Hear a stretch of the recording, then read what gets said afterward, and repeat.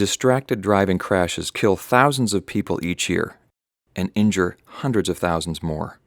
In 2011, the NTSB recommended that all 50 states and the District of Columbia pass laws to ban driver use of most portable electronic devices, visibly enforce those bans, and raise public awareness about the dangers of distracted driving. This roundtable brought together survivor advocates, many of whom worked in their own anti-distraction groups, with government and industry experts to discuss more effective action. My name is Brendan Lyons. I'm a former firefighter. I'm also a trauma crash survivor, and I believe every single one of these instances are 100% avoidable. Hi, I'm Amy LaValle from Monticello, Minnesota, and I am here today because my 19-year-old son was killed by a distracted driver.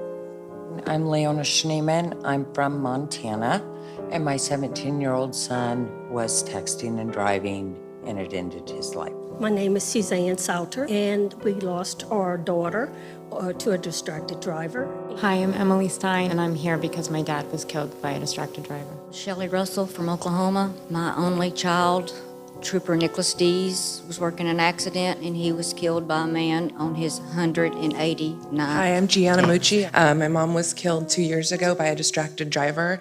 And my name is Dr. Teron Woolrich, and I'm from Houston, Texas. My two sisters were killed last year when My name's Laura Carney. My father was killed in 2003 by a teenager driving on her cell phone. It's Michelle Payton, and someone I love and know is a victim of distracted driving, living life as a quadriplegic. Hello, I'm Nina Todd. I'm from Iowa, and I'm a victim of a distracted driver, and I also lost my 4- and 5-year-old. Joel Feldman. I'm from the Philadelphia area. My 21-year-old daughter, Casey, as a pedestrian, was killed. My name is Larissa Redmond Thompson, and I am here because a distracted driver crossed 5 lanes and killed my fiancé at the time. My name is Russell Hurd. Here today, I lost my only daughter, Heather, in January 2008. Thank you all. I'm speechless. The light comes on after the devastating event has taken place, a time victims and their families are overwhelmed with grief and unaware of what is next. But then they turn their grief into action. 3 out of 4 drivers admit to distracted driving, half admit to text or emails, but the reality is actually much worse. 92% of drivers use their dumb phones while driving, 71% use them for text messages. When I first lost my mom, my own daughter's school did not want me to come and speak and share my story. It hadn't impacted them. Being an educator, we have to always tie it to the curriculum and then have data that can be used to show the effectiveness of what you're pushing.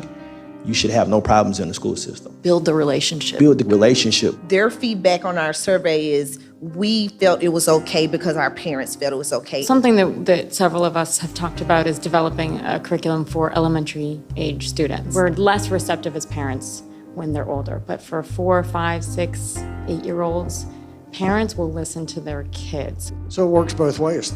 The kids learn from the parents, of course, but the parents can learn from the kids. Right. Thank you. Do you have a right to drive an automobile? Driving is a privilege, not a right. Put that argument to bed, because people don't have a right to drive and talk on the phone. When you're out having these conversations with legislators, what ends up working? Key leaders in your state government. And you need a bipartisan coalition of people to push legislation through and to make changes. Distracted driving is not a Democratic or Republican issue. It's a life-saving issue. It's very frustrating that that sometimes legislators don't always listen. Never give up, because once you get there and once you do your program and you share your story, they thank you for being there. Heather, you were making a traffic stop on an alleged texting violation when another driver who was texting ran into you personally, ran into your person. I was hit at 40 miles an hour on the right side of my body. As a police officer, you're taught to fight. I fought very hard to get back. And the injuries were just too much at that point. In the state of Virginia, it's almost impossible without confession.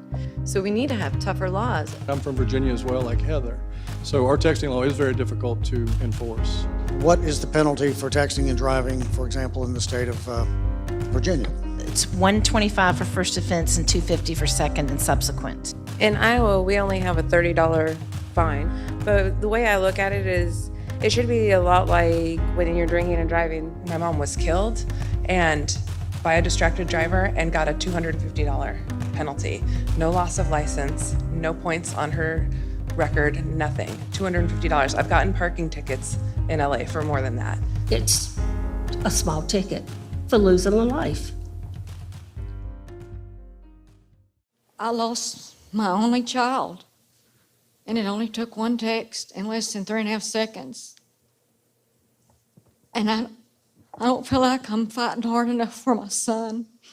And that's all I want to do, is to keep Nicholas's legacy alive. And I hope after leaving here today,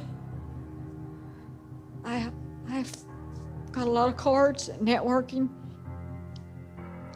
I'm not giving up.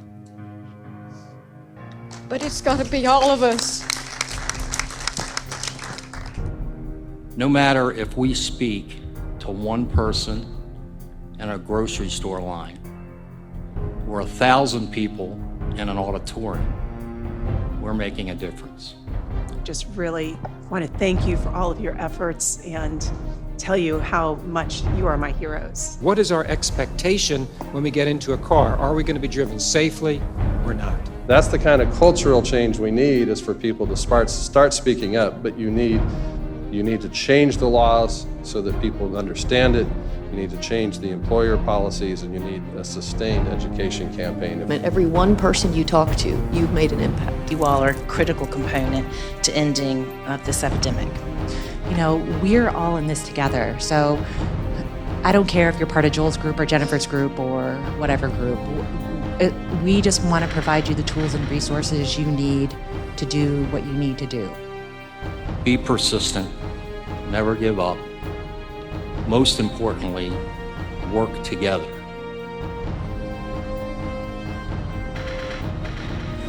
I don't want anybody to feel alone in this fight.